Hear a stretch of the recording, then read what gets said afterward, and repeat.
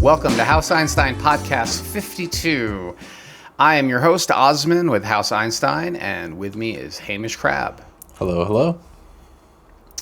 In tense negotiations, sometimes you need a Jedi mind trick up your sleeve, and one is something we like to call flip the script. And that will be our topic du jour in this week's podcast. We will get to that in just a moment, but before we jump into it, let me declare our mission. Here at House Einstein, our mission is to help you make a smarter real estate decision, and that's for our buyers and sellers who are typically in Boulder and Denver and Fort Collins, sometimes in the mountain resort towns. That's our footprint. But we also serve other parts of the state and are happy to find you a referral partner if you are outside of our service area. But for purposes of this podcast, we are here to entertain you. If you are a client of House Einstein, please call us and we will give you professional real estate advice. But otherwise, this particular podcast is simply entertainment. That's what our attorneys would like you to know. Please do not make your real estate decisions or your financial or spiritual decisions on the basis of anything you hear. But I hope you are entertained in the course of this podcast. Absolutely. We're here for yucks. And maybe a pearl or two of wisdom. But Maybe or maybe not. Yeah. It's for you to decide. Choose your own adventure, and your results may differ from past results, as they like to say in the investment world.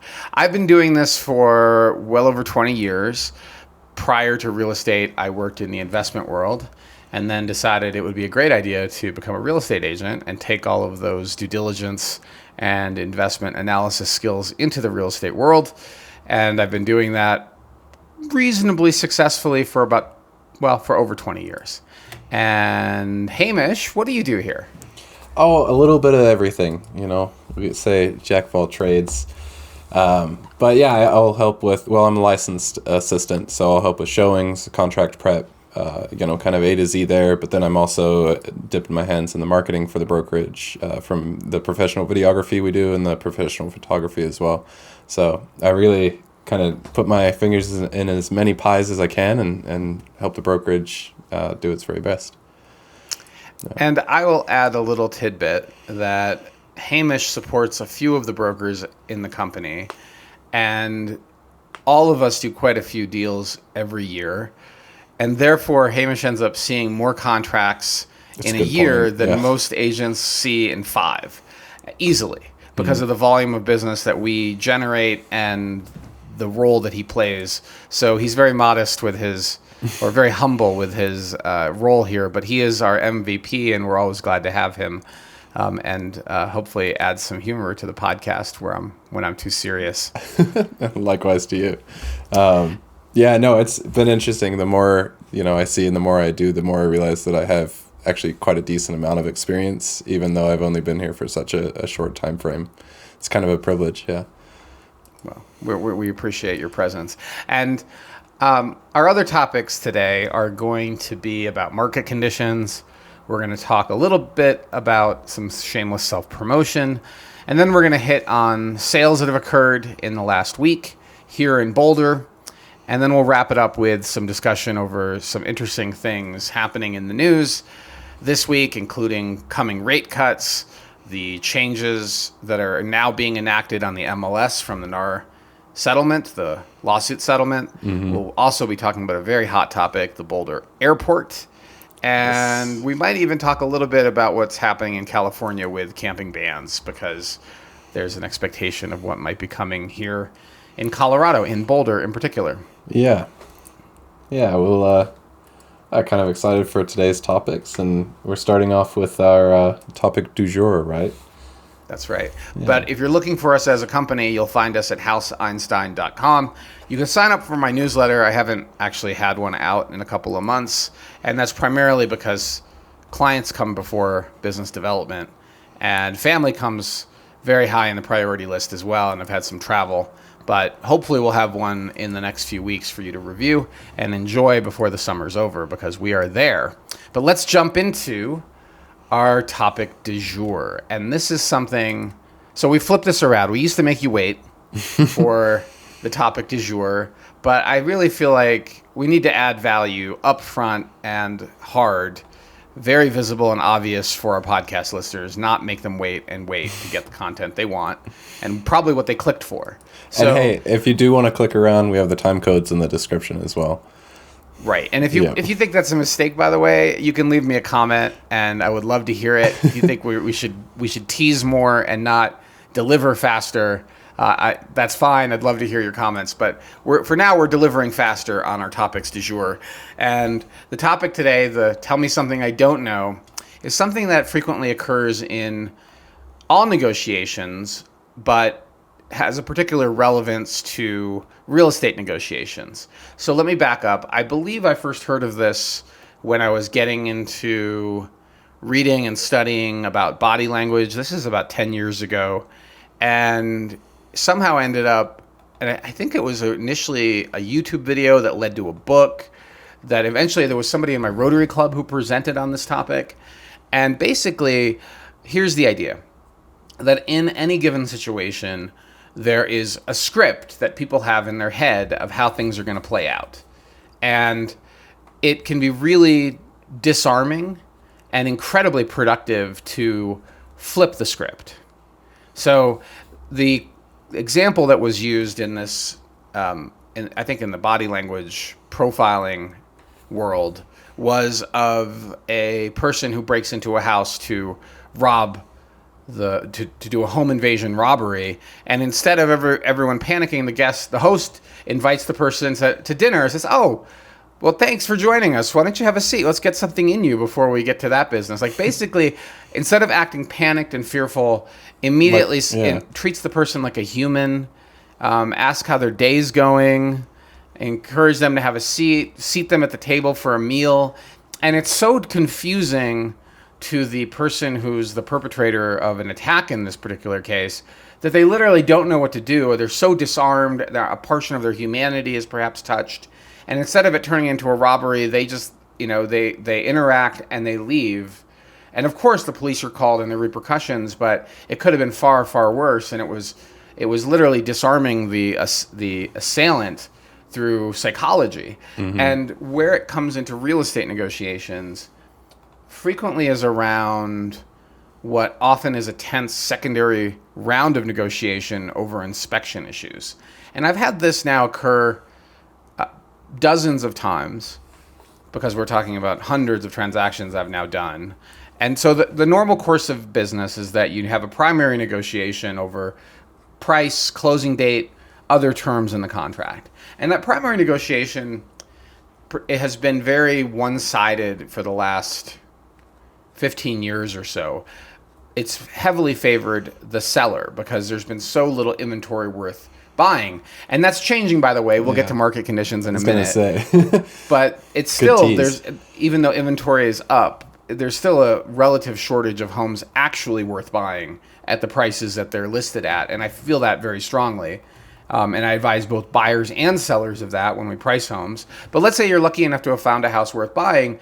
Often buyers have very little leverage. They're just, maybe they can negotiate a couple of % off of list, but the sellers are not likely to grant you much more.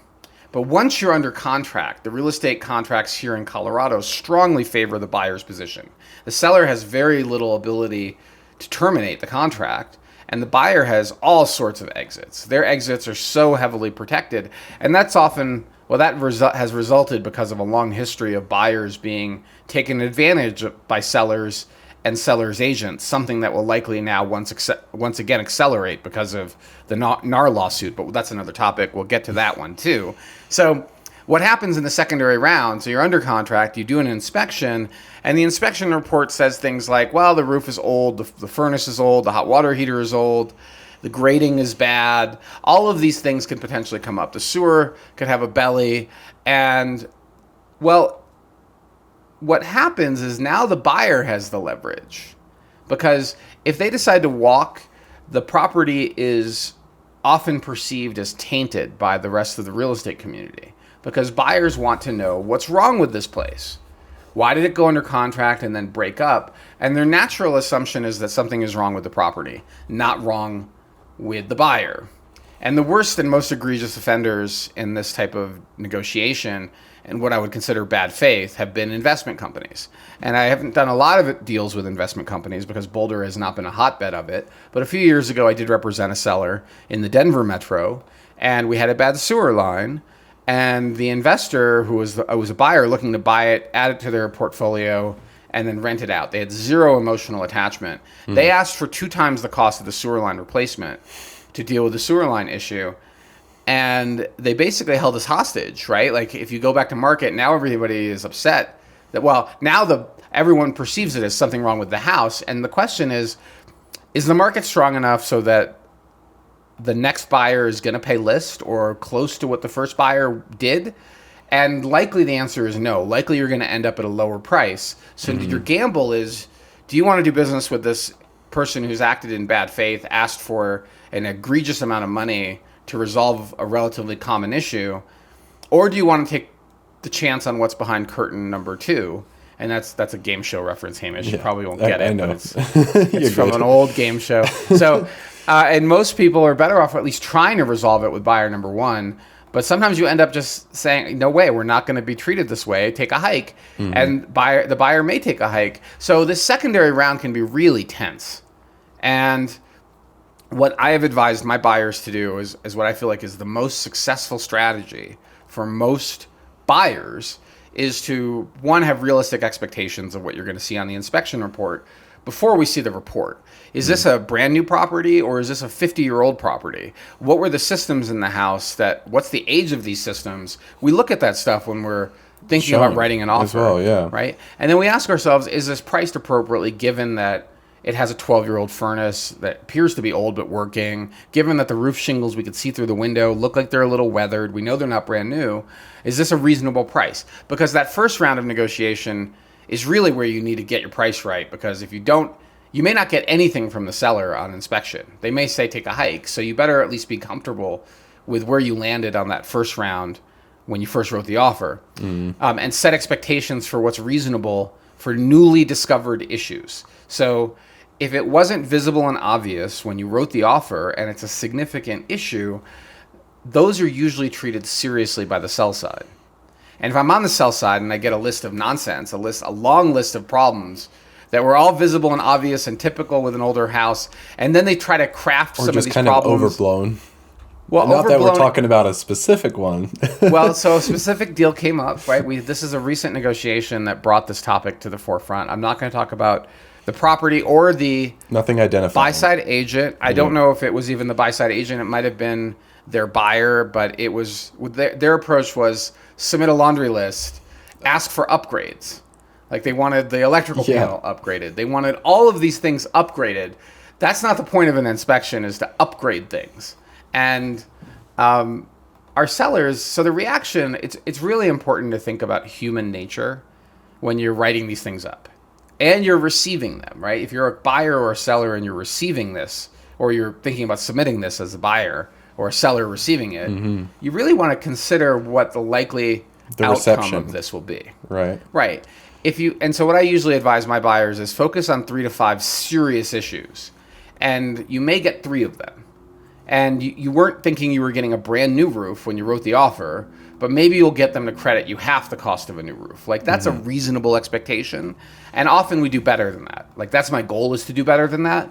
But what's realistic is a half cost of a roof, half the cost of a new furnace, half the cost of a new water heater. Because when you wrote the offer, you didn't think you were getting a new water heater. And so these things often come up. Yeah, or at least set expectations towards that, right? Right.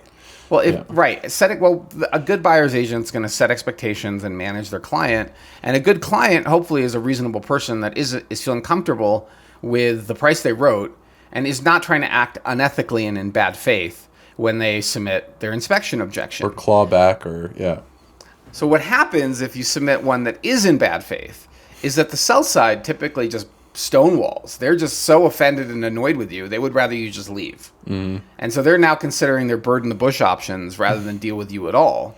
And so how that's presented and how that's negotiated can be really tense. And this is where flipping the script comes into play.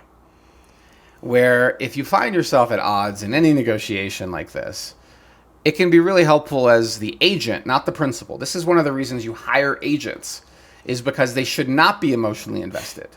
Okay, but sometimes they do get emotionally invested. Sometimes it's more about being right than it is about solving this problem and helping your client get to closing. There was an attorney who used to advise our industry named Oliver Frascona, whose name is still on a law firm here in Boulder. They do a lot of real estate law. And he would frequently tell us about stories where the agents were the problem. The agents or egos are getting in the way of the successful transaction. Yeah. And he would see these cases that he's like, why would you do these things and exacerbate a situation? So in a recent negotiation, things were getting very tense. And I could recognize that the script here is we're breaking up. This is the script that's playing out in the other side's head, or they have to be right. It's like arguing with somebody whose need to be right is driving this negotiation. Yeah. And so the best way to sidestep that is to flip the script and to remind the other person, hey, hold up, we're just having a conversation here. Like we're on the same team, right? Where we're trying to solve the buyers and sellers issues. And in this particular situation, there is no way that the buyer and seller are going to agree on the legitimacy of these inspection objections. And you can argue all day long as the other side representing the buyer, and I can argue all day long as the other side representing the seller. But at the end of the day, it doesn't matter that we agree that these are legitimate or not. The buyer is threatening to walk away unless they get a certain amount of money out of the seller. And the seller is so pissed at the buyer for approaching it this way, just so you know, they're less inclined to give the buyer any money, because this approach has such a negative emotional reaction for buyers, particularly homeowners that have put love and care and have done their best to properly disclose and do not think these issues are legitimate. They're going to feel very offended, right? And so as an agent, your mission here is to flip the script. You are not the buyer or the seller. You should not be emotionally invested. Flip the argument into something else. Remind the other side, hey, we're on the same team. Like, how do we make this work? And what do we need to do to get this deal done? And at the end of the day, that deal did get done. But having to stop yourself in the middle of an emotional reaction, because flipping the script means this is not intuitive. It's actually the opposite of intuitive. Right. What you want to do is yell at the other person and tell them how wrong they are, how incompetent they are, how they can't even write a decent contract. Like, you just want to personally attack the other person. That's what they're expecting. Yeah. Right, and that's what they're expecting, and that's the argument. Their teeth are bared, their fists are ungloved, they're ready to go to bat, right? And you need to stop that energy in yourself, and then figure out how to communicate it in a way to the other side that refocuses on maybe a simplicity of 2 deal points. We need to talk about 2 things: the amount of money that you want to get out of the seller, and the amount of money they're willing to give up. And maybe the closing date. Or maybe in this case, are you willing to credit money as an agent to get this deal done? Which normally agents, by the way, don't. I can put this in on one hand the number of times I've put commission of mine into the deal to make it close. Because my income and my work should not be dependent on our negotiation should not be about what I'm getting paid. That makes no sense at all. But from a business perspective, it makes sense to sometimes throw in a little money to make the deal work. Yeah. And for some reason, people really like to see agents bleed. So there's a secondary benefit to self-cut yourself and show you too are giving up a little blood, because people are happier with the deal. And so a deal that doesn't feel great, by the way, is a sign of a very good deal. Like, if both parties are not happy with this deal, right? Neither side is really thrilled.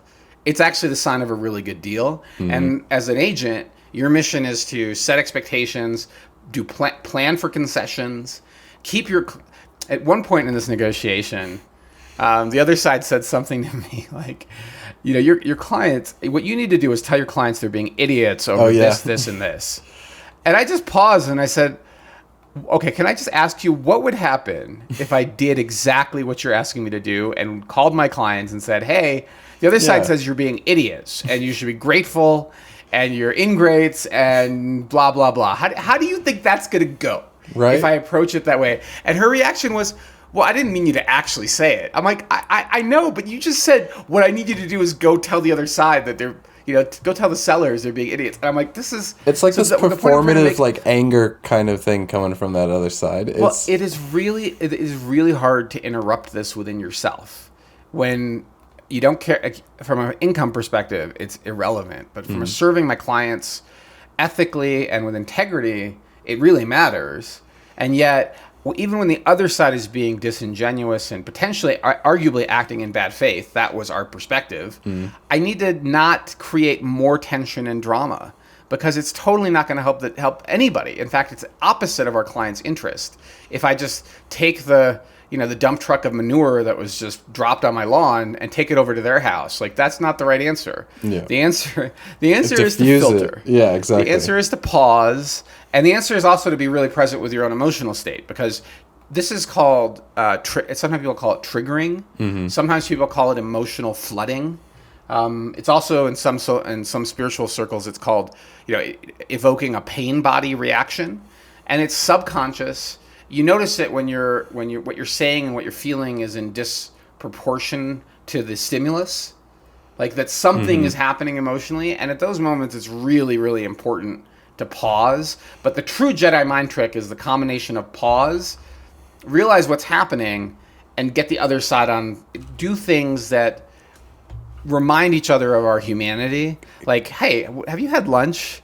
Maybe we should talk about this in person. Yeah. Because you're far less likely to be this obnoxious. I know that you're not going to be this obnoxious to me in person. So why don't we grab a cup of coffee and talk about this? Like, that's flipping the script. Yeah. We're on the team of trying to help our buyers and sellers get the deal done, but also not give up more than they had to give up, right? Like, they want to have these issues addressed. Let's see what we can do to help them get there.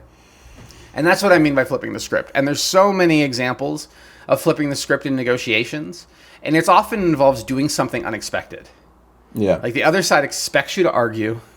And instead of arguing, you say, you're right.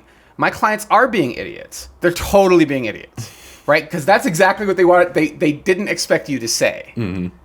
Right? Yeah. All right, let's say they're being idiots. Let's just focus on the issue about the money, because it doesn't matter that maybe they are idiots. Let's just, what they're willing to do is irrelevant to me. Let's talk about the deal. Yeah. Right. Maybe they're totally, well, don't say irrelevant to me, because the other side often wants to hear when you realize it's about emotional bids and emotional payoffs. Just give them but the that's freedom. just the agent, right? They just want that, whatever. It could be an argument with a romantic partner, a friend. It is not necessarily it is not necessarily about what you're actually talking about. It can actually be about the subconscious payoffs that are going on. And it is so hard to, well, it's not hard, it's a mastery area. When you're much younger, like, I think, at least for me, the habit was to fall into the script and play out the script. And as I've gotten older, and I've gotten better at hitting this pause button and realizing what's happening, and then using some Jedi mind tricks to turn this around, because this really isn't going to get you anywhere. End well. Yeah. If we or end at all, it might just terminate the deal because I had to be right. If I had to be right, it wouldn't have closed. Yeah, no kidding. Because I would have just gotten into the details when that's not really the point. The point was to try and find that correct dollar amount that's going to make both sides unhappy but happy enough, right? Where they both kind of hurt. I was going to bring this up a little earlier when you were introducing the topic, and I'm not entirely sure the 100% validity of it, but I was checking out YouTube Shorts the other day, and there was like a video of a detective interrogating this teenager, and while the teenager was talking, the detective randomly just pulled a face on him and then stopped and said continue, and it completely rattled the teenager. And according to the reel, and I looked it up, and there's like a little bit about it, but not 100% that I could find. It's called the Nana Boo Boo taunt, and that's like, you know what you say, you know, Nana. But that's the idea, is that you've got somebody who's in their script or in their lie, in the case of this, you know, teenager who's being interrogated, and if you do something unexpected and throw them off, suddenly they can't maintain the kind of facade that they were, you know, keeping. And it's kind of into that idea. It's like, you know, you go to a bar, you have a script in mind of how that's going to play out, but if suddenly something happens, it's just going to completely derail your plan and your composure. Yeah. Yeah. There's a classic example of flipping the script, very similar, Hamish, and non-negotiation, but psychologically it's the same thing. And I've seen it on YouTube, and there's this guy who goes up to unsuspecting people, typically dudes, on the street. And he's got somebody else filming from a distance, so you don't see the There's camera. so many of these, yeah. Okay. Well, I don't know and which this one, guy, and I believe these are real. Okay, I don't think these are totally fake. There's a lot of fake content. Some are, And the guy picks a fight. He shoves the other guy, he bumps into him, and then he gets into this body language of "we're gonna fight." Yeah, I've seen one of these. And the other guy's ready to fight, and then he takes off his shirt. And the other guy's like, "Yeah, let's go." And then he takes off his pants, and he's wearing briefs or whatever, like skinny underwear. And it's such a strange thing to do. The other guy just immediately starts backing away. Like, hell he's like, no. "What are you doing?" Yeah. Because taking your pants off is not what you do in a fight, and yet that's what's happening. And suddenly in this fight, it totally changes the entire scenario, and now you're dealing with potentially a crazy person, and you're just you're like, hold on a second. Hold on. You getting naked was not part of the script in my head for a street fight, and I don't even know what to do at this moment because you've done something that unexpected. So I'm not suggesting, of course, in a real estate negotiation taking off your clothes, but psychologically or symbolically disarming yourself and doing something unexpected can often interrupt the script. And interrupting that script from continuing to play out, and then refocusing the conversation on a solution that works for everybody is one of the things that agents can sometimes do, and the really gifted ones do it because they've been negotiating for decades. They aren't even thinking about it. They can just see what's happening, and subconsciously they're like, whoa. Hold up, we are totally going sideways with this energy between us. And actually, I did say this a couple of times in this negotiation. I'm like, I don't know what this energy is between us, and there's something going on between you and I that is not helpful. Right. And we're both trying to get to a place of solving this, but this like combativeness, I just called it out for what I thought it was. I'm like, there's something. Maybe I'm triggering And even you saying in some that way. might, help kind of shake it up. I mean, when I was much younger, I was far more arrogant. And I didn't realize how triggering and annoying that was to people. And it was very much built on insecurity and the need to be right. And as I've gotten older, I probably still sound arrogant to some people, but boy, if you had seen me in my 20s, you would realize I've come a long way. And I still have a long way to go to humble thyself and try to not approach things in ways that are arrogant or patronizing, are built from a place of a need to be right. And knowing those things within yourself is what the game is suddenly you find yourself playing. Stopping that behavior is the first step to flipping the script. Yeah, no doubt. And treating the other person with kindness. Also, in the beginning, also radically flips the script. How's your day going? Yeah, What's exactly. Where you're happening? like, did you have lunch? Like that would throw me off, especially if I was going into a war room, or thinking I was going into a war room. How was your weekend? If you've done deals with this agent before, how's your kids? How's your family? Yeah. Have you managed to get away yet this summer? Treat the other person like a human being before you even start the process of working through the potential issues. Getting into the in an nitty-gritty. inspection objection. Yeah. It really helps. So flipping the script, the agents that are the worst at this don't think about these things at all, and they go in literally as if it's a punching match and there's a referee. And it does not result in good things. And in this particular case, it probably cost quite a bit of money. I would say it almost certainly. Because the seller would have been far more receptive to the issues that were brought up if they hadn't been so exaggerated. And if the solutions proposed weren't so extreme and so expensive. And hey, on that, right? We've talked about this on another podcast, but do you remember when you wrote a resolution for another agent, for the sell-side agent, and that sell-side agent was livid with you? Because in theory, the objection is supposed to only be the issues and not the, proposed solution. In theory. There's nothing. Yeah, well, so there's nothing in the real estate contract that says the buyer can't submit an inspection resolution. Right. But in practice, the buyer submits the objection, the seller submits a resolution. And really the way it should work is buyer submits an objection, buyer and seller agents get together and talk about it and agree on how we're going to solve this. And then a resolution or an amendment are now issued, and the buyer withdraws the inspection objection or agrees to the resolution in writing. But the right way to do it is to actually negotiate it verbally. And what I tried to do with that agent, because it's another agent. I don't have a lot of agents, by the way, that I have conflict with. Most agents, pretty buttery. The vast majority are very smooth deals, great communications. But there's so much to learn from challenging negotiations, tough deals, even deals that break up. Every one of those have lessons. And so what Hamish is talking about is this deal where I submitted a resolution because it was clear the seller's agent was not receptive to even discussing an inspection resolution, and she had signaled that in multiple ways. And I thought that this is a way we'll just go to writing, right? Because maybe it's my personality. How are you going to push the ball along, right? Yeah. The energy I was getting from her reminded me of fights I used to have with an ex. And I was like, why are we having these fights? Like, what is happening with this energy between us? Like, I could feel it, but it's something, you know it when you see it and you know it when you feel it. It's very hard to write it out and describe what's going on. But that tension, like, well, let me try writing out what the buyer's willing to accept. And she was just livid at something being out of protocol. You can't do that, is what she said. Which that's what she was. Of course you can. I just did, and there's nothing in the real estate contract that says you can't. But telling her she's wrong was not going to help us get the deal done. I do like the kind of like brattiness of it, though, right?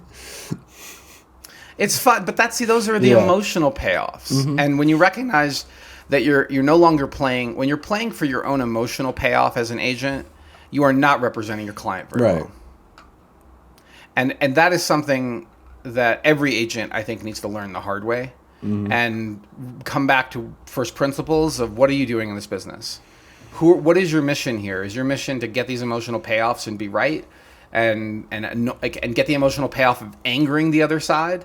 Or is your mission here to help your client get the house and have the significant issues addressed in a way that's reasonable? Right. Because and you could easily cost them a lot of money by being a jerk. So now, and when I first joined this industry, I was very aggressive because that was more of the negotiation style in New York. But at least I thought it was in my 20s in the investment world. Maybe I was wrong about that too. You saw that side of it, but yeah. I saw the overly brash and overly aggressive energy that is very much in New York investment world. But I now realize that what I wasn't seeing was the principals making the deals happen at a senior level. And I suspect it's not uncommon that it's like a real estate transaction where it's collegial and it's professional if it's done right. And so whether you're an agent or you're a buyer or seller listening to this podcast, I think it's important to think about these things and how you conduct yourself in negotiations. And if you're hiring an agent and you're thinking about questions to ask them and shoot, because you now have more opportunity than ever to ask your buyer's agent what they're actually doing for the commission you've agreed to pay them. Because here in Colorado, we've had buyer agency for a long time, but across the country, it's now becoming more of a thing where commissions need to be established, frankly, before the first showing. And if you're agreeing to pay your agent 2.5%, 2.8%, 3%, whatever you're negotiating, you want to talk to them about what services they're actually providing and ask about their expertise in handling these types of aspects of real estate.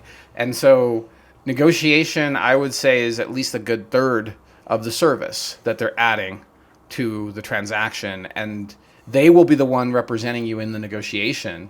And if they're not good at it, well, what are you paying for? If they're just doing what you tell them to do, right? What are you paying for? If a client says to me, I want you to do this, that, or this, and I think it's a bad idea, I'm going to tell them, I think this is a bad idea.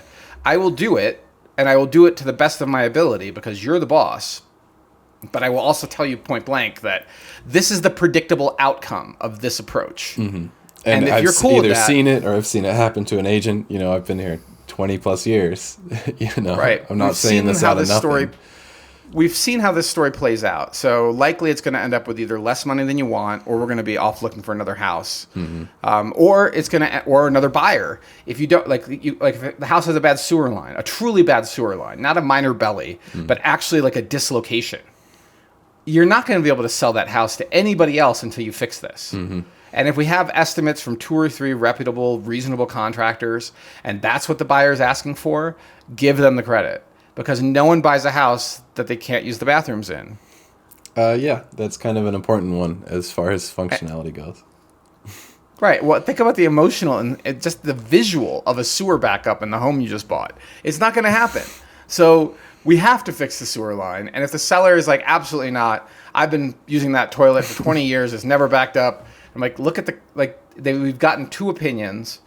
It 100% needs to be fixed. I now have to disclose it to every buyer if we break up with this person. I will do, if you want to stonewall them and tell them to take a hike, and we don't have a BATNA, best alternative to negotiated agreement, and we're just going back to open market, that's our BATNA, well, I mean, you're going to end up having to fix it anyway. End of the day, you're the boss. Yeah, but you're able to... Yeah. I will go to bat, and I will make the argument you want to make. That this house is so incredible, you should buy it anyway. That it's so rarely available and so special and so incredible that you should buy it even though you can't use the toilets. I'll make that argument, but it's not a good one. Yeah. Right? And when I tell my buyers is there's always another house. And if you feel like you need to get out of this deal, 1, we need to do it early. And 2, it should be for a serious reason. But there's always another house. So if the numbers don't work in the beginning and we need to walk, we don't reach contract, that's fine. There's always another property. But for the sell side, there's not always another buyer. Especially during that season. Well, especially right now. And we'll get to market conditions. So I think we've beaten this up pretty well. I think I've described it fairly well. And the take-homes for buyers and sellers, I think we've covered. But understand it's something that requires practice. And there's signals. Like your hair rises, you notice you start sweating, you notice you feel like the physiological a tightness response in your throat. You feel the physiological response. It takes being present to those things to realize that the game you might be suddenly pulled into playing in a negotiation are about emotional payoffs and not about serving your client very well. Before we segue, growing up, I'd watch all these like movies and there's always the villain and the hero and stuff. And the villains are always like, you're far too emotional. And for the large majority of my childhood, I always agreed with the villains because I'd be like, why is the hero being so like lost in their crap right now? They should be way, able to overpower the villain so much easier. And it's like, a lot of it is just, if you can set aside your ego and your emotions and focus on, your fiduciary responsibility, if you have to go read your buyer agency or your listing agreement before you call the other side, know what you're doing first. Don't get lost in the weeds of egos and agents. It's too easy. I can't agree with you more. And the only thing I would add to that is that the way to handle it is not to set it aside. The way to handle emotions. Yeah, good point. That's just terrible. Right. Well, no, but that's what so there's all sorts of mistraining that young people are exposed to in cartoons. You should bottle it up, action movies, and you should put it away forever, and it'll never come back. You're letting your emotions get the better of you. Well, that attitude is how you have all sorts of psychological problems and are an ineffective human being. But if you are present to your emotions, the spiritual community has a saying around this. They say, "What you resist persists." Yeah. Right? So the more you resist the feelings that are driving the underlying behavior, the more they're going to be a problem. And so what you might need to do is just stop, pause, do some meditation, go for a walk, go work out, whatever you need to do to process those emotions before you come back to the negotiation table. And that's one of the things that your client is paying for. So the better you are at this, the better you can serve your client. Good point. I almost gave a terrible mental health advice, so thank you for catching that. It was a great. No, it was great. It was poorly worded, that messaging. Look, that messaging is so out there, especially in my opinion, for men, young men. But at the same time, I only have my little cisgendered male framework to view through. I don't have the life experience of other people, but I can tell you that messaging was so wrong. You're completely right. Yeah. I mean, it's also the messaging of white knighting and being the hero, all sorts of things where you sacrifice oneself at the altar of saving the princess. Like, there's all these metaphors that are actually really, really toxic for young men to believe. Mm-hmm. And don't make them stronger human beings. Make them angry, and they need to go see a therapist later to handle it. Yeah, no kidding. And yeah, you're completely right, because I was so ready to. I do the verbiage of put it aside, but personally for me it is the feel it and let it go, what resists persists type of mindset, and that's how I handle my emotions. But I've gotten used to the point of saying like throw it to the side, so making that distinction is really important. you know, yeah. I mean, in some ways it's like it's really hot right now in Boulder, and if I pretend it's not hot, it does not help me get through it. But if I acknowledge, it's hot right now, and then just accept that this is my life right now, it's hot, and accept the suffering, yeah. I'm way easier to handle it than if I'm like, it's not happening. This is not happening right now. Mm-hmm. No, it's happening. It's roasty hot. There's stress actually right now happening over the fires. Yeah. And there's fires. That's what's in the now in this moment is there's a major fire in Lyons. There are 3. There are 3. There's one in Denver. There's one in Loveland. Mm-hmm. And it was just announced that there was a death due to the fire, that human remains have been found, which is incredibly tragic and very real. So people have lost their homes. That is very present in Colorado and in Boulder and in Denver right now. That's what people are feeling, and people are very triggered by the Marshall. Anyone who was impacted by the Marshall fire, I'm sure, is feeling the emotional aspect of that. And so, just being present with what's real, that's what's real right now in Colorado. Yeah, I'm glad you brought it. I was going to do like a little honorable mention before we hit the news, but yeah, it's just incredibly stressful to kind of see unfold in front of you. And there is a certain feeling of helplessness. For me personally, I'm on the Flight Radar 24 website, and I just watch the planes do their passes, and I'm a little bit of a nav geek, but it really shines when there's something kind of, there's neat planes out there making a difference. So that's great to watch. But, the Loveland fire, you could just see the smoke. It was from the foothills all the way across to the end of your view out east. Really tough to watch and like drive around and see. It's super top of mind. Yeah. Right. Okay, let's move on. Yeah. And we'll come back to more news. Let's hit market conditions first. All right. And right now in the city of Boulder, only 17.8% of residential property is under contract. Today is the last day of July 2024. We are past the seasonal peak, and less than 20% of residential property, attached and detached single-family homes, are under contract.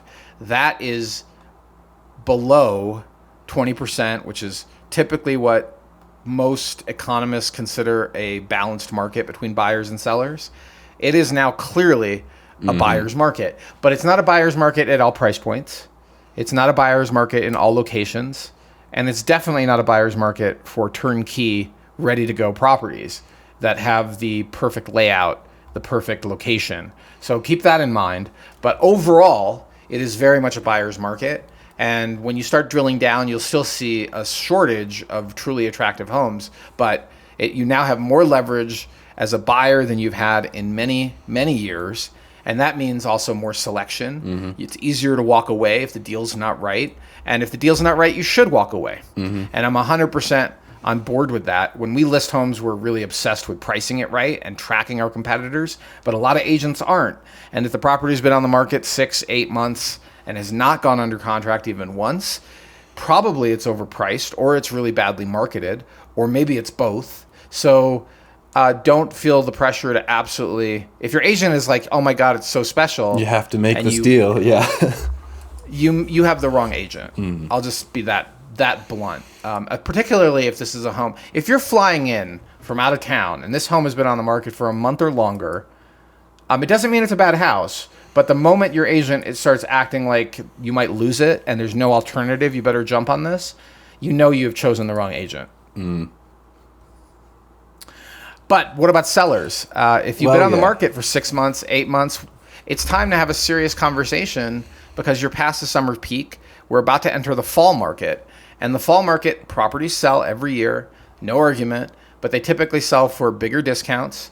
And there's fewer sales as a percentage of inventory. There are fewer buyers in the market. So you need a plan B to maintain the property in showing condition. Maybe you want to rent it for 6 months and bring it back next year. There's a lot of pros and cons to that. And I'm not necessarily in favor of renting it, but it is one way you can triage some lost cash flow with some additional risk. It's not a free lunch.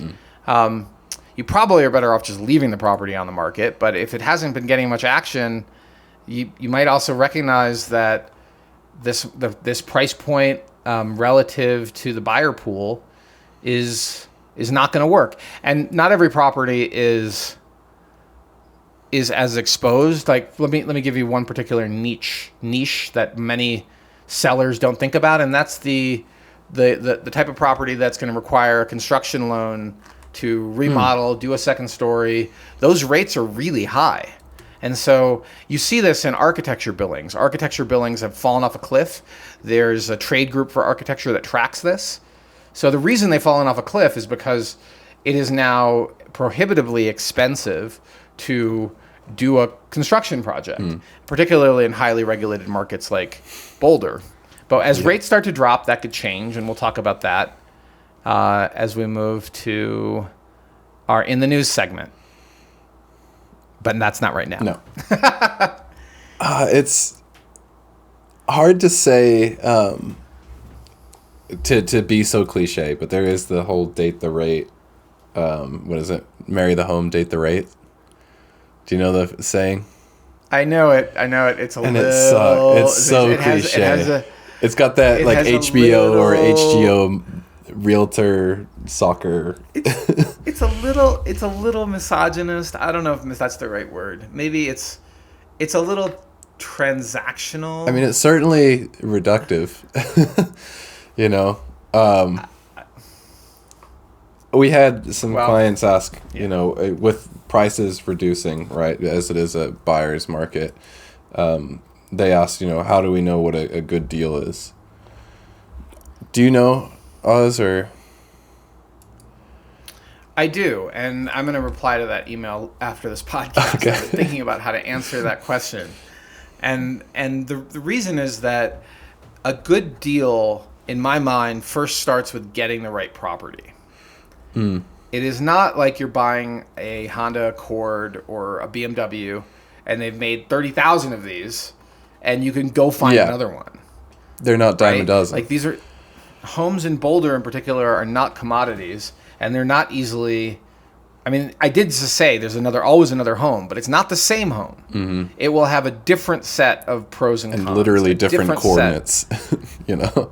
Yeah, different benefits and compromises that you will have to live with. So the first thing I would think about as a buyer in this market, particularly in Boulder at the 3+ million range, is that for the first time in a long time, you have a lot of selection and you have a lot of leverage. And that is a really nice thing as a buyer. So see a lot of houses and offer what you think is fair for the home. Because getting that home and holding it for the long run is where you'll make your money. But overpaying for it, of course, is not a good idea. So you have to ask yourself, is this home priced right? And to do that, we go into the war room. We look at the comparable sales. We also look at the competitors. We have a conversation of downside risk. Like, let's say the price drops 10% next week or next year. How likely is that to happen? And do you even care? Because you got the right house and your home it's now your home and you're planning to stay there for 7 years. Yeah. And when prices drop 10%, this home may not be available. Like there might be another one. It could be better. It may not be better. You have to discuss opportunity costs. It's not a metric like this is definitely a good deal. It's a qualitative and quantitative analysis to reach that conclusion. But it always starts with, is this the right house? And if it's the right house, now let's talk about what's the right deal. But the list price should have been at least in the ballpark. And at the high end, I personally have negotiated 11.5% discounts. That's the max from a list price I've ever been able to hit in the fourth quarter. That was... okay. It wasn't a deal that I was with you, was it? No, Okay. this is years ago. It was an estate sale. The seller was fed up. They had not gotten offers. Their agent was running literally estate sales during the listing, which was not helpful. It was a mess. What? Yeah. And we came in and lowballed hard in the fourth quarter, and I was astounded that we crossed the 10% mark on the negotiated discount. Usually sellers have to capitulate with price reductions, and eventually, if you add up the total discount, it's often over 10%. But from last asking, it's really rare to see that big of a discount. So the answer is first, right house. Second principle is good deal.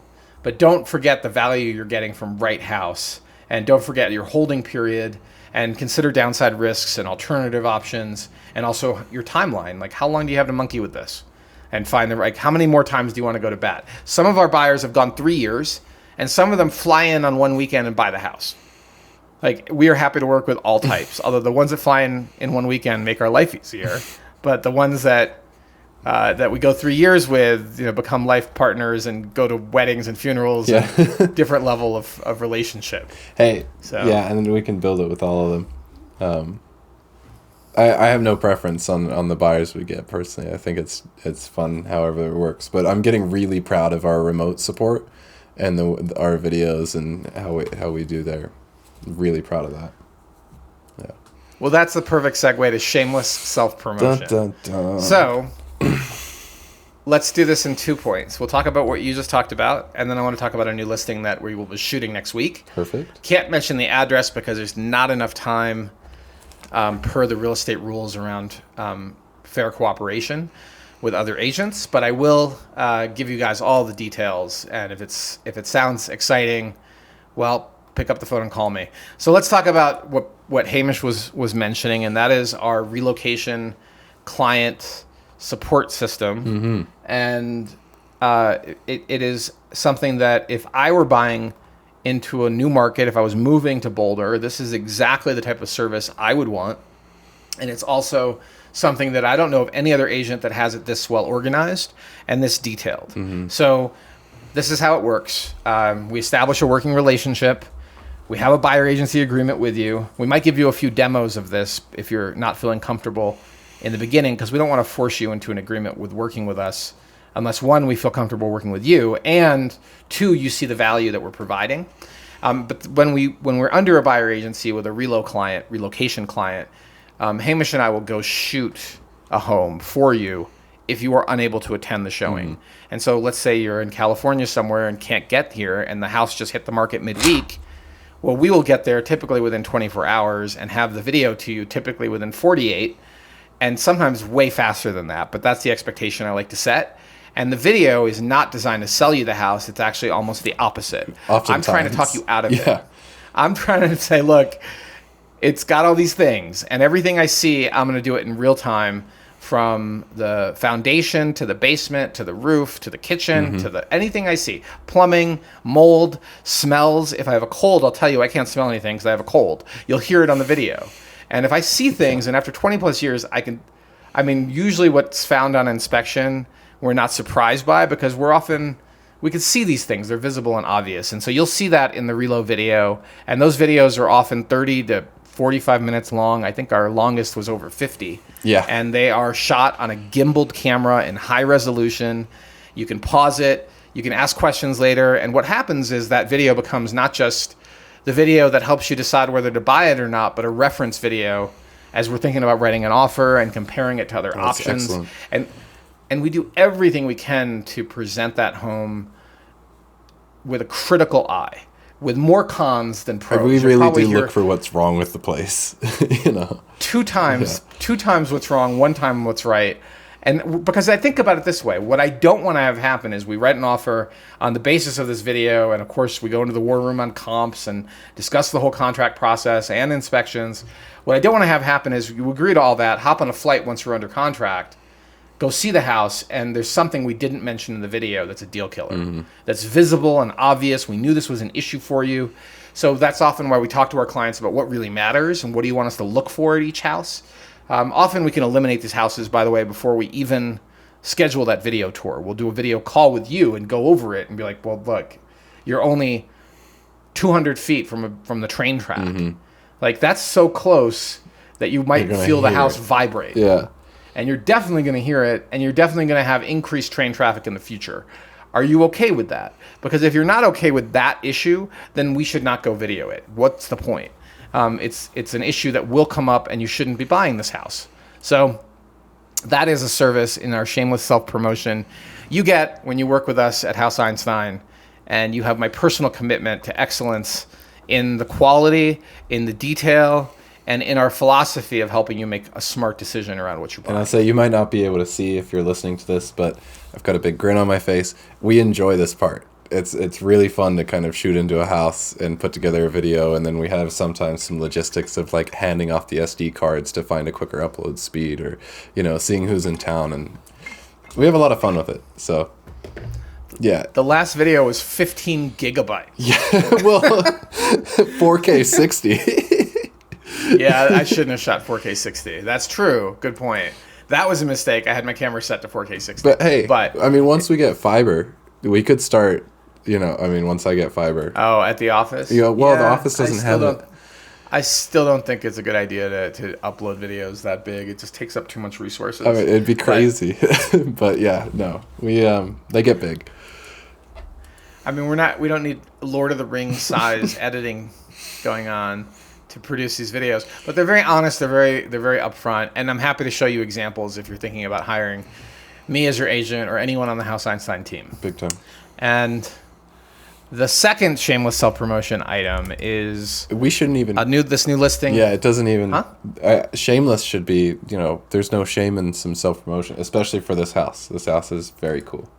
I was just trying to hype it. Yeah. I mean, it's tongue in cheek.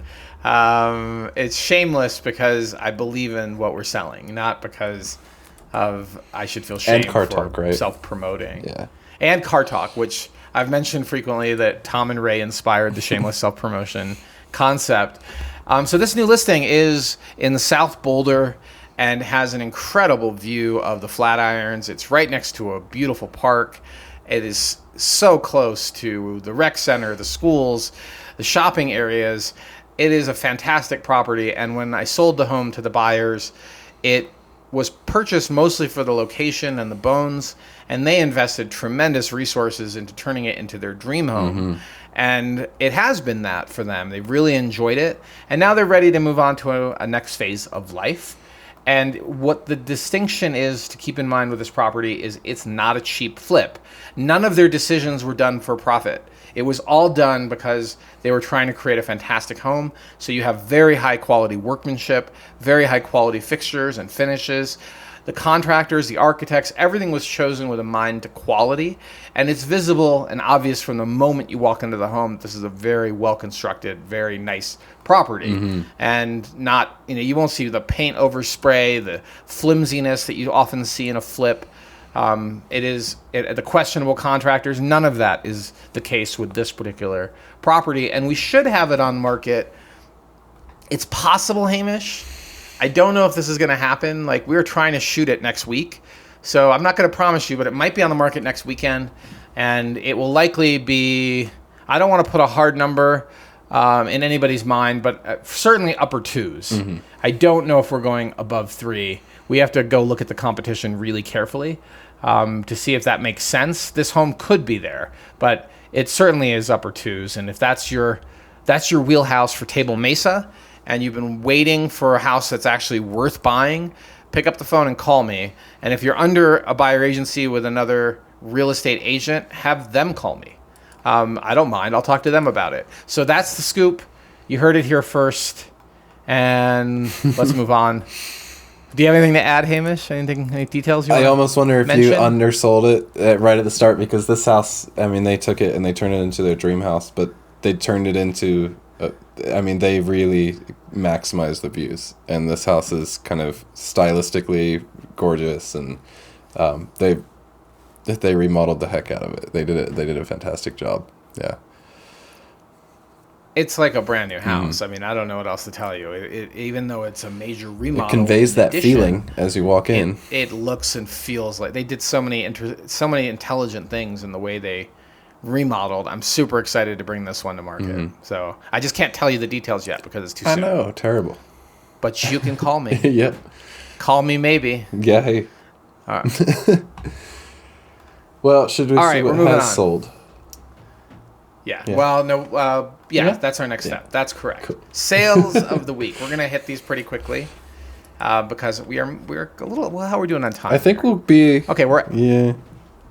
yeah. We're gonna. I don't want to set a record, Hamish, because we're already at an hour. All right, good point. So we're gonna hit these really fast and try to do it less than 5 minutes per listing. So the first one's 2940 Lafayette Drive. And this is in Rolling Hills. It's part of Table Mesa. This is the southwest side of the greater Table Mesa area. And it's a particular spot that has fantastic views if you're on the right side of the street. And by right side, I mean the south side of the street. Juilliard just down the street. Heidelberg also, I'm sorry, I should say just to the north. Heidelberg also has this type of experience.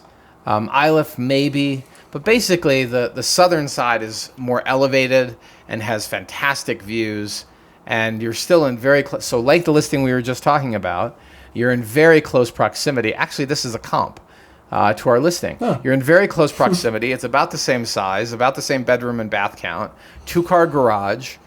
This home was constructed in 2021, decent sized lot, and it was listed at 3. It was on the market only 4 days. Wow. And it sold for cash. Nope, sorry. It had a small cash concession, but it had a conventional mortgage, and it sold for $50,000 below list, which, and with a $725 cash concession for something or other at the finish line. I think this was priced right. But what's interesting is that this is a Spanish style design. Yeah. And you don't see a lot. You don't see a lot of homes with terracotta tile and the kind of rounded archway in the front. Like, they intentionally tried to give it a southwestern flavor. And I think they mostly succeeded. It's not a common look. Oh, excuse me. They did post and beam in the kitchen and main living area. They have very nice fixtures and finishes. The home overall is rock solid. I mean, it's very attractive, turnkey, ready to go. Very similar to our listing coming up on. Mm-hmm. Oops, delete. Copy that, write that down. Very much. Yep. Beep that out. Very much coming up. This one has an elevator, which is very interesting, and this type of turnkey product you won't see a lot of in Table Mesa. And 4 days on market, closed in 40 days, and a very nice deal. So it was the first time it had been on market. Let me see how long the owners owned it. Owned since '98, and built in 2021. So massively, sounds like complete new construction to get there. Yeah, rock and roll. One last thing I want to mention is that the commissions. So since commissions are such a hot topic, and we'll be talking about that more. Good point. The buy-side commission was 2.5%, not a discount listing. And both agents involved in the deal are very credible and do a lot of business. And we negotiated with both of them multiple times. So straight up the fairway, rock solid deal for everyone involved. And just on like 907 a square is where you ended up on price. Yeah, it's an attractive home. I'm not a huge fan of Spanish style. I don't really know what makes this one different, but I actually quite like it. That's my note, just from a purely aesthetic standpoint. Well, okay, so I'll add to that. Yeah. I'll keep strumming on your theme. I would never have done a home in this style. Right. And because the market is not here for that. You're in Boulder, not in New Mexico. So there aren't a lot of homes like this, and it clearly was done for the seller's personal taste, not as a flip like our listing. But you have to accept that their decision to build it in this style was very unique to them, but the market rewarded them. It did. It sold at what I think is fair market value for this property, and it was a pretty good deal for everyone involved. Yeah. Okay. Let's move on. Okay. Oh, Lafayette Drive. I don't think this one was titled No Brainer, but we discussed another sale on Lafayette Drive, which was essentially the dirt value. because there's kind of that corridor, that view ridge, essentially. Yeah. Yeah. I think that it might be to the north side might have a better view. it's There's a a little little bit of bit nuance north, with yeah. how the geography works over here. Longwood in particular has a fantastic view, right? So that's the street just to the east, and I'm 99% sure it carries through a little bit. It's not quite as nice as Longwood. So evaluating the perch is important. That's what Hamish is talking about, and as both representing buyers and sellers, I can tell you that you may not have a lot of time to decide what premium a perch is worth. And it's a qualitative and quantitative analysis. But if it truly has great views and they're protected, it could be 10% or more compared to a home that's exactly the same without those views. And that's a good rule of thumb. Yeah, it's about in line with what I see as well. All right, next we went over 5, so we're going to go faster on the next one. Speed. 1301 Canyon Boulevard. So this is in a building that is known as One Boulder Plaza. So it is just to the east of the St. Julian, just to the north of the bandshell, across Canyon, sort of kitty corner from Canyon, from the bandshell at Canyon and 13th Street. So on the same side of the street is the tea house. And this building is very interesting. There's mixed use on the first floor. Chase Bank used to be on the first floor. I'm not sure who's there now. It's really funny. It was listed as downtown Boulder as a subdivision, but the real neighborhood, I'm pretty sure, is One Boulder Plaza. And in fact, the original seller was Boulder Plaza Residential. The front door LLC, says One Boulder Plaza on it. Yeah, so that's really what you're looking at. I guess One Boulder Plaza doesn't sound good on a listing as I thought it sounded really cool, but that's me. I was like, yeah, I live at one. Yeah. Yeah, maybe. I mean, maybe. So One Boulder Plaza is interesting. I've sold actually an affordable housing unit in the same building, which had there's a bunch of these that have the exact same floor plan. And my client is, surrounded by very affluent people, and she bought affordable housing in the same building. It's kind of funny. She has I don't know what the HOA fee is. Hers is not as big as this. This is a 2,400 square foot unit. I'm pretty sure hers is about half that size.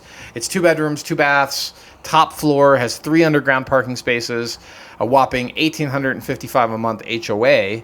And it's a luxury product that is lock and leave, turnkey. There's a few buildings like this in downtown Boulder that you should consider if you're shopping.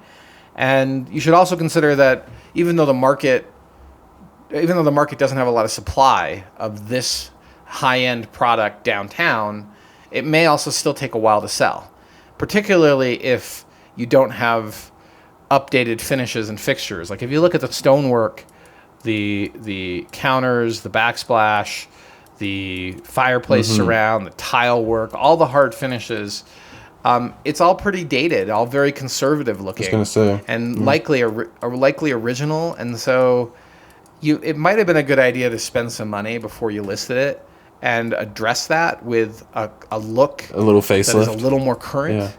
Yeah, facelift. And what's that going to cost? I mean, you're talking about mostly tile work and new countertops, maybe some paint work. I mean, let's say on the high end, it's going to cost you 20 grand. It's certainly maybe 30 grand. I doubt that much, but let's just throw out a number. You were on market for 3+ months waiting for the right buyer, and you took a $300,000 haircut to the list price.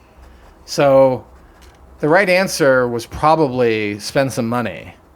But sellers don't often want to spend money on updating for the buyer. But when you know that this particular segment of the market, the high-end luxury downtown condo market, can be really slow, you are wise to spend the money, slow down the listing, and update it. And I think if they had done that, they would have been much closer to the list price. So all the benefits of the location, views. Yeah, the Flatirons view is crazy. Security, you're in a secure building. Flatiron views, you're right across the street from the farmer's market. There is greater homelessness downtown, so there is that factor to think about. But I think that it's pretty darn secure in this spot when you drive in and you've got a locked building. But late at night, if you're walking into the building, maybe the security might not feel completely great. You might be better off not quite on this spot. So 13th and Broadway and that whole central downtown area does see quite a bit of people experiencing homelessness and sometimes people with mental health issues. So that is a factor, but it's nothing compared to truly unimpeded major views. downtown. Yeah. Well, it's nothing compared to some cities is what I'm trying to say, like the security issue. But this is a secure building, secure garage, all that stuff. Yeah. Really cool sale. Okay. And moving on. Yeah, cool. So, and also 908 a square, which is very funny. That's pretty much the exact same number for 2940 Lafayette.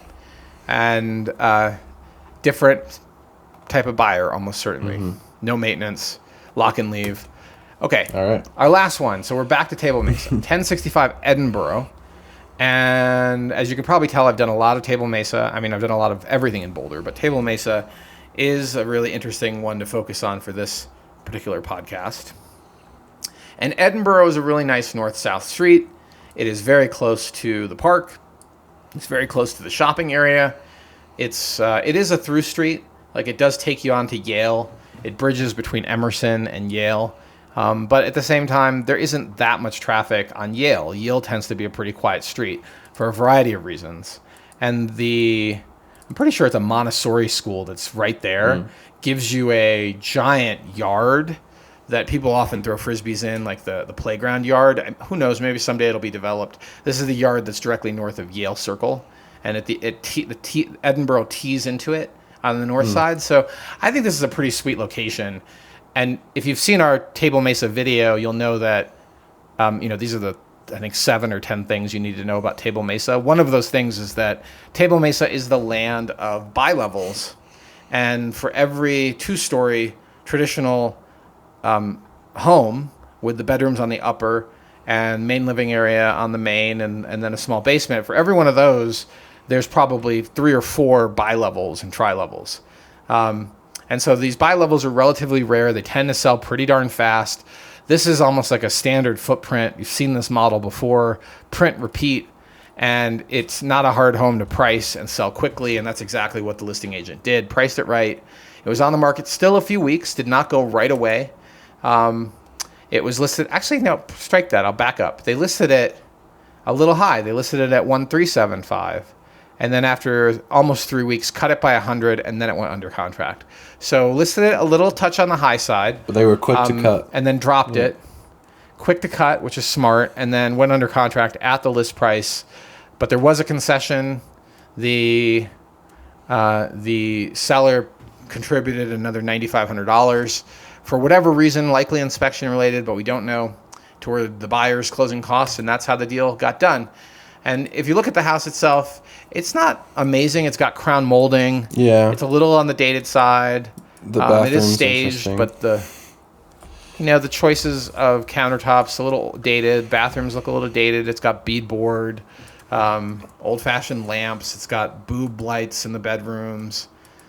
But the windows have been done. I mean, there's a few things that are nice about it, but it's certainly, I mean, the mauve-colored Avon Lady toilet and sink are insane. Maybe they'll come back.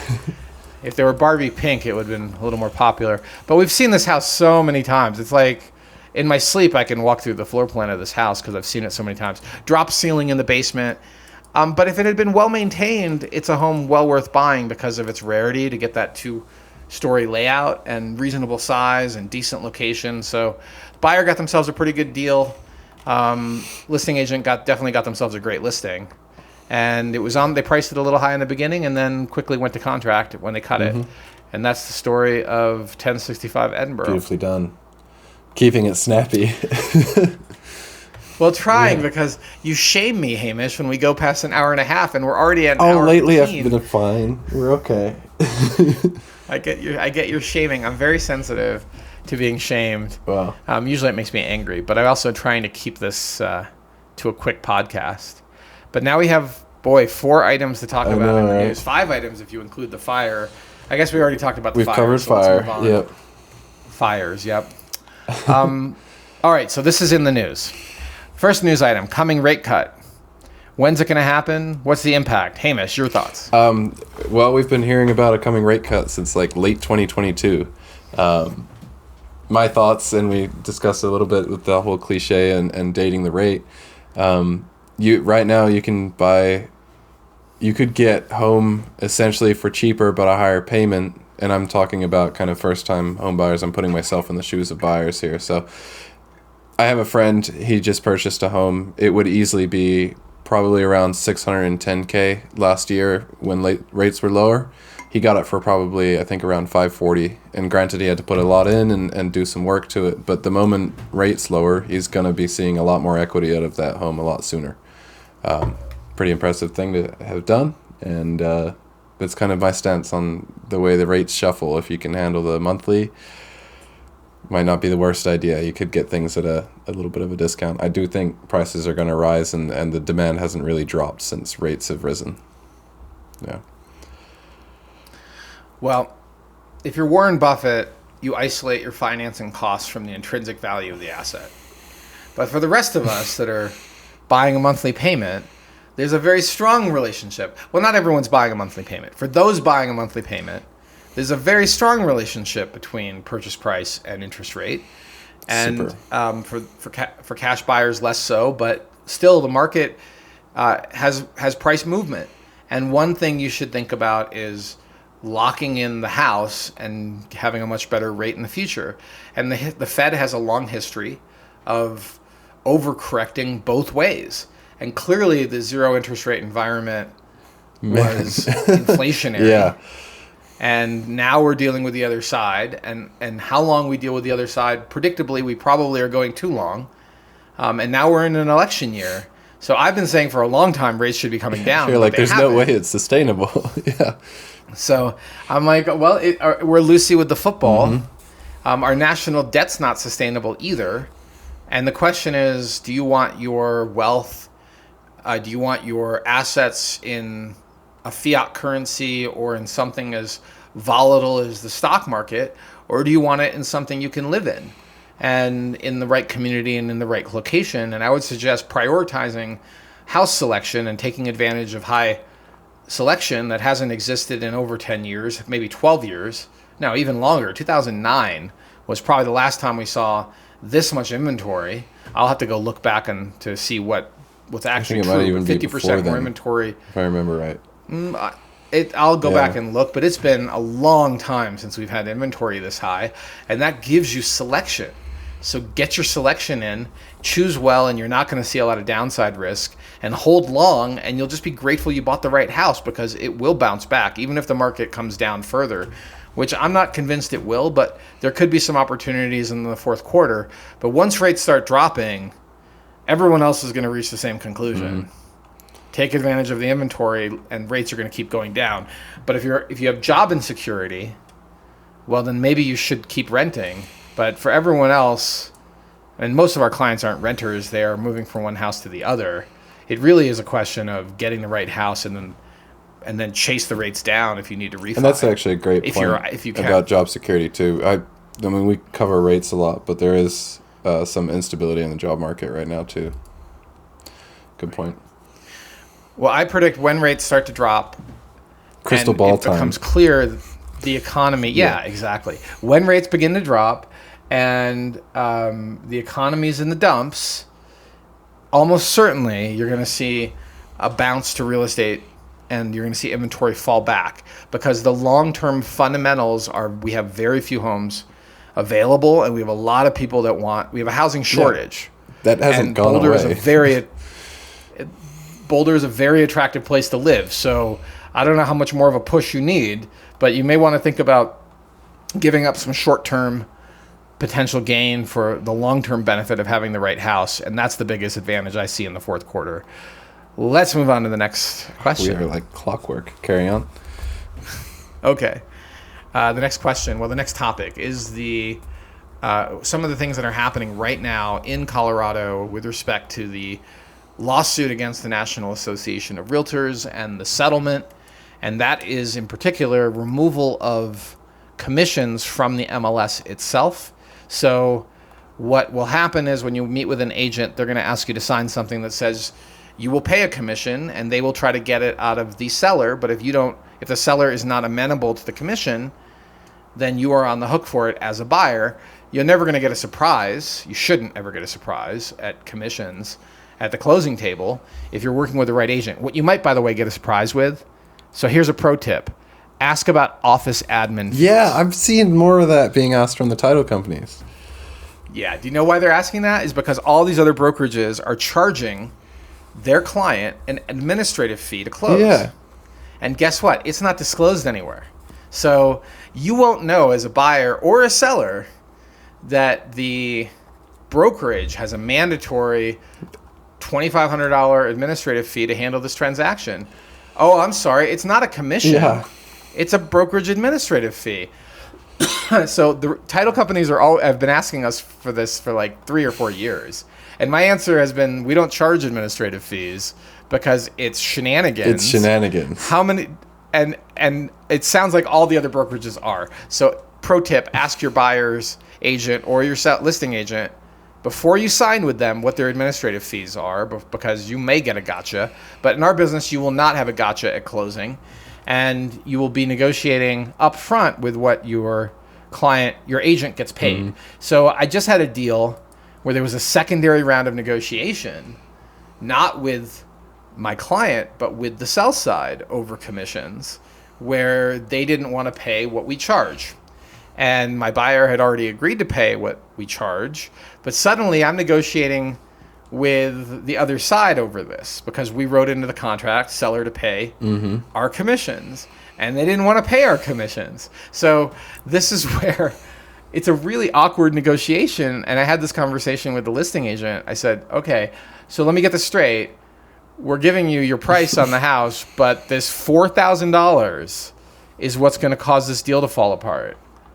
And now I need to go to my client and say, hey, by the way, in addition to giving the seller really a fantastic price, you're going to have to pay me $4,000 directly because the seller's too cheap to do it. How does that make him feel? How does that make my buyer feel? It's going to make them feel awful. Yeah. It's going to strain our working relationship. Is that really what you want? How do you think it makes me feel about you and this deal? Because you know what? The world's full of houses. And I don't feel good negotiating on a secondary negotiation over something that has nothing to do with the house. It has everything to do with the service and value I'm providing. We got through it, but it reminded me that this type of negotiation is going to become commonplace and until things settle down. And what will also likely become commonplace is buyers and sellers being taken advantage of because they can't see what's normal. Yeah. They don't know. And they're removing the historical data, aren't they, from the MLS? They are removing all the historical data, which commission data. I've shown my clients for years that commissions are almost uniformly 2.8 here in Boulder. There are some 2.5s. Denver has a bunch of 2.5s. Fort Collins is closer to 3. The mountains are typically 3. Now I won't have that data to show them. So what keeps a shady agent who's really salesy, who has those fancy videos of them rolling in a Bentley, from telling you, no, my people pay 4%. Yeah. That's normal. Or you should pay 3%. That's normal. Or 3.5%. How do you know what is competitive? So you'll need to actually price shop agents and compare what they actually have to offer. But the reality is very few people do it. Most people just go with the first agent they talk to, often a friend or an acquaintance, and they have no idea what services they're actually getting for the commissions they're paying. And there could be the secondary negotiation now over the same thing. And it's... It is going to be messy for a little while. So expect two-phase negotiations, agents, if you're listening to this. It's a new world. Yeah. I mean, I've been justifying value for our buy side. I mean, it's part of the reason why you started as an agent, right? Is you saw the lack of value and we're like, oh, with my experience, I can change this, you know. The whole point of House Einstein is to add way more value to the transaction that you're going to get from any other agent. Yeah. Negotiation skills, due diligence skills, property selection, honesty, integrity, clear communication, deep levels of service. This whole video thing that we've been doing now for like 5 years. We have a giant archive of these videos. We're closing multiple deals a year. We don't even, I mean, this podcast is the only place I've really talked about it. I mean, that's what you're paying for. You're not paying for me to drive you around and open doors, and you're not paying for me to set you up with listing alerts. That's helpful, but that's not what that's not value add. So anyway, that's what to expect. Expect things to be really interesting in the next 6 to 12 months around commissions. Well said. Okie dokie. Airport. Oh, this is going to be an entirely separate podcast, Hamish, but I will mention that in the news, Boulder is suing the FAA, and we did talk about this issue in more detail in podcast 23, and you could find that in our archive of podcasts, but this lawsuit is new, and the gist of what I've read is that the FAA has granted funds to Boulder numerous times with conditions that Boulder cannot stop operating the airport. And some of those are in perpetuity, some of those were time boxed, and Boulder is choosing to take on the FAA over this because they want to close the airport and turn it into more affordable housing. It's not clear, or maybe high-end housing. It'll likely be a partnership. Right? I mean, it's almost always the same people, right? It's Coburn and Boulder Housing Partners and a handful of developers making a lot of money building very luxurious properties, of which a handful of affordable housing properties get built maybe, or more money goes to the city with in lieu fees. It's not decided by the public what we get. The staff makes those decisions. And so the ban marches on, and that's what's likely what Boulder is trying to get. And like most lawsuits, they're not necessarily trying to win the lawsuit. They're trying to force a settlement. And for sure, the FAA does not want to set a precedent because they have 5,000 or so general aviation airports. And it's not just Boulder that they're worried about. So likely they will fight. And then the question becomes, is the settlement, will a negotiated settlement get Boulder what the staffers, can I say the word deep state? No, I don't can't. think so. I mean, you did, but it's not recommended. I said it, but I don't mean it in the national political sense. But for sure, there are embedded interests in our city that want this development. And that's who, and their calculus has to be something like the FAA will settle by allowing us to close the airport within this time frame. And it's sort of like the Muni lawsuit, where operating a Muni was insane, and we eventually settled with Excel and spent lots of money fighting that lawsuit. I don't know if we got value as voters and taxpayers. I don't think we did. No, sorry, you're good. And it's not in use, so it's kind of moot, but I would like to make the case that having an airport in Boulder is kind of a good idea, especially considering all that air support fighting these fires right now. And, perhaps we should look at outfitting Boulder to handle, fire support. But it seems kind of strategic. We have, well, why aren't they going after the planning reserve, where we actually have already committed all that land to development? Why are they going after the airport, other than for the fact that the city owns the airport, already owns the land? But I'm with you. I firmly believe that general aviation is something that should be protected, and the city has grown up around this airport that was not very close to the city for a long time. It's been innocent, right? It's an innocent little general aviation airport where you can go for glider rides and get trained as a private pilot. If you're lucky enough to be able to afford it, maybe you have a hangar out there with your plane on it. And yes, I don't like the airplane noise either. Yeah. Okay, I don't like the lead-based air pollution. I hear the arguments, either. Both sides, for sure. But I don't know if development's the reason we should start attacking it, I've joked with Leah about my slogan if I ever ran for council. It's not change as bad, is it? No, it's not. It's Boulder is full. Which I say that tongue in cheek because the question is, when is Boulder full? And how much density do we want? And is destroying the airport or removing the airport the way we're going to get to it? I guarantee you it's not going to bring down the median house price for the average person in the city at all. If it will increase the affordable housing stock, but that is not property you can typically buy. You are then forever a tenant to the city. And it's like being, I think the road to wealth is through real estate. You should have real estate in your portfolio. It is something that provides security. It's something you can raise your family in. You can build a life from. And it's hard to do that when your landlord can throw you out. And so... Yeah, it's housing. It's not... The city's not... equity, right? Well, the city is not building housing you can buy. And this is the problem I have, the biggest problem I have. I do think we need more housing, but at what level is the city full? I think we're very close to that point already, personally. And I think we're already seeing a pretty big quality of life decrease by expanding the city. There's other high density places. It's called Denver. And it's only 20 minutes down the road. I don't understand, or 30 minutes down the road, why we think we can fix a nationwide housing crisis in one city, but we're trying. Certainly doing this lawsuit will be big very part. Credit where it's due. Maybe larger than what the city of Boulder needs to be doing. Perhaps it's a national issue, but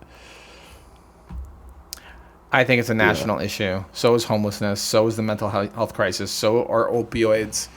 And Boulder is very liberal and progressive, and I love a lot about that. But I also find sometimes our fiduciary responsibility to the taxpayer is completely missing. And this discussion over quality of life and density is missing from the current slate of people who are running our city. And it's, I hear increasing frustration. Oh yeah, it's getting to a tipping point. I think we've reached a pretty hard tipping point. It would surprise me if Boulder is successful, but I'm not a lawyer or an expert in these matters. I just think it's going to be very interesting to play out. So we shall see. This segues pretty dang well to our final news topic, which is it? Are we ready to segue?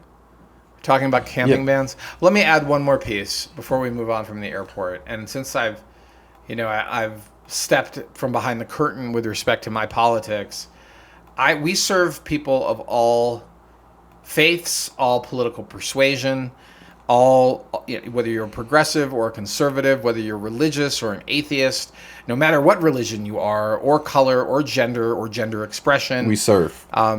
We serve, period, and serve hard to the best of our ability. And my personal feelings around all these things I can put aside easily in the greater service of a principle of taking care of our clients. Yep. So I want to make that abundantly clear. And it's okay if we disagree on local politics or other politics. And so now let's move on to Gavin. Yes. Well, I mean, backing slightly from Gavin, and let me get this time code down while we're here. We, briefly covered that, what was it, tri-something court case that moved up to the Supreme Court.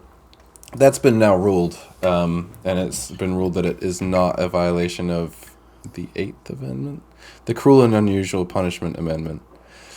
You have to forgive me, I'm not I wasn't raised here, so I don't know the U.S. history quite as well as you might. Yeah. Oh, now you're going to shame me for not knowing what amendment that is. You didn't have to say anything. Anyhow, that's been ruled on, and Newsom put out a mandate order, something of the kind to clear out encampments. It was last week that he announced that the state is going to start enforcing camping bans. They're going to start dismantling large encampments and getting people connecting people to the resources where they can get what they need, but they can't live in large tent cities that have started to really destroy quality of life for everyone else. And that it needs to change. And they were hamstrung, or they were held back by that by lawsuits. The Supreme Court ruling, right? Described it as cruel and unusual. Yeah, and the Supreme Court has ruled. So California is now moving aggressively. And it would not surprise me to see other states, including Colorado, follow California's lead. And because the people that make these decisions are politicians, they are almost certainly going to watch and see what happens to Gavin Newsom. No kidding. If he loses favor with the voters or gains favor with the voters, and I honestly think he's going to gain favor, by being more aggressive because people have reached their limit on streets that feel unsafe and unsanitary, and we need systems to take care of people. I'm not saying we don't. We need to invest in those systems to get people housing and get them the mental health care they need, but we can no longer allow just our city streets and parks to become de facto campgrounds, and often turn quite filthy and dangerous with needles and fecal material, and it's not what anybody wants, and we need to deal with it compassionately. Right. And we'll get to see what Gavin Newsom's going to do in California. So that's the big piece. Yeah, my read and worry is, right, this is a Band-Aid fix, right? It makes it go away from people's top of mind, and it does have the benefits, right, of sanitation and cleanliness and things like that. But I worry that if we see, if the encampments get cleared out, people are just going to forget about it. And it's a Band-Aid, right? It doesn't mean that the homeless people stop existing, and it's like, well, that's kind of still a systemic problem. But I'll say too, right, we're at this tipping point and things are extremely tense in Boulder, and a lot of citizens are getting fed up. So I don't necessarily know how much compassion there is for people without homes at this current point anyway. But it's like, this doesn't end homelessness, and it doesn't change it, but it does certainly help kind of reduce the tensions, which are extremely high. I can't agree with you more. And at the same time, as one of my clients said, we personally are paying the price for everyone else's compassion in terms of our personal safety where we live because of the impact of homelessness in this location. Mm-hmm. And it's great. Everyone agrees that these people need services and they need to be taken care of. But the only people paying the price with the way things are currently are the users of our public parks and those that live near encampments or have businesses near encampments. This is not the way forward, is this solution. So where are they going to go? I hear you. That's a serious issue.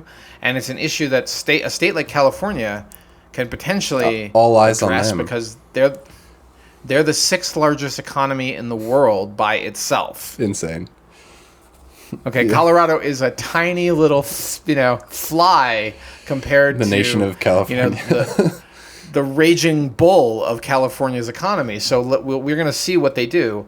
But 100%, I personally think this is a federal level issue, not a state level issue, because it's a nationwide problem and it should have nationwide solutions, including taking money from elsewhere. We can't just keep spending money we don't have. And I didn't mean to turn this into a political podcast, but the way our budgeting works right now is insane. Our deficits are insane. Our national debt's insane. All of those things I acknowledge. And yet our dollar is strong. On the street, okay. Leaving people on the street to live in filth and having mental health issues and terrorizing the local citizenry, the people that aren't living on the streets, those that are lucky enough to be housed, is not the answer either. So it's time to do something. Mm-hmm. We can't just keep pretending that this is okay. And that means investment in health, mental health, in maybe housing in places where it's cheap. We need to get people off the streets and into the resources they need. I just hope that isn't forgotten as we do this. It's almost like you got like your quick and easy solution and then the hard solution. I hope the hard solution isn't forgotten because of the success or the perceived success of the quick and easy. Yeah. I'm with you. No argument. All right. On that note, which was a good closing note. A chipper one. We share that philosophy. We're in violent agreement, as one of my bosses would say. Yeah, we are. I started using that because of you. We're in. Yeah. Oh, yeah. Well, because sometimes people just want to argue. It's all about being right. You just say, you're right. You're right. We're in radical agreement. We're in violent agreement. We're a car crash of agreeing with each other. Sure are. I hope you have enjoyed this podcast, dear listener, or watcher on YouTube. And if you are on YouTube, please check out our other content. Please like and subscribe. If you would like our newsletter, which I do promise will be coming again, please sign up at houseeinstein.com. Keep an eye out on our website. We should have a brand new shiny one out in a couple of weeks.